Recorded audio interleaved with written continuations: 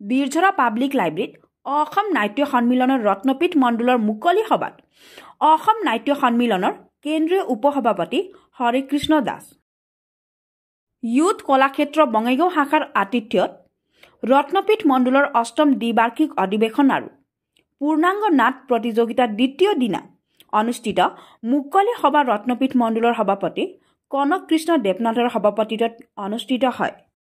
উক্ত সভাত অসম নাট্য সন্মিলনৰ কেন্দ্ৰীয় উপসভাপতি হৰেকৃষ্ণ দাস লগতে বিভিন্ন বিশিষ্ট অতিথিৰ উপস্থিতিত ৰত্নপীঠ নামক স্মৃতি গ্ৰন্থ উন্মোচন কৰে বিশিষ্ট সাহিত্যিক গণেশ্বৰ দেৱ শৰ্মাই। নাটকৰ প্ৰতি স্পৃহা হৈ গৈছিল। নাটক যে এখন কৰিব লাগে, নাটকৰ যে এটা কিবা ৰস আছে, এই কথাটো আমাৰ ৰাইজসকলে আৰু যিসকল কলাৰ প্ৰতি আগ্ৰহী লোক তেওঁলোকে বুজি পাইছিল।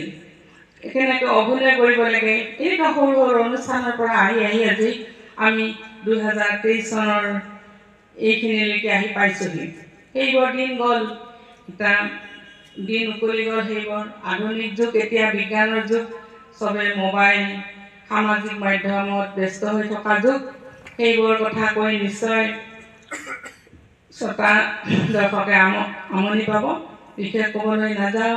বাটকটীয়াবিলাক শ্ৰদ্ধাৰ তেখেত নাই এতিয়া, অচ্যুত লহকৰ, ৰতন লহকৰ, কৃষ্ণ ৰয়, আৱন থিয়েটাৰ, তেওঁলোকে যিবিলাক ভ্ৰাম্যমান থিয়েটাৰ গোটেই অসম ঘূৰি ঘূৰি কৰি থৈ গৈছে, তেওঁলোকে যিবিলাক নাটক কৰি থৈ গৈছে, সেই নাটকৰ পৰা ৰাইজে উপলব্ধি কৰিছে নাটক বস্তুটোনো কি।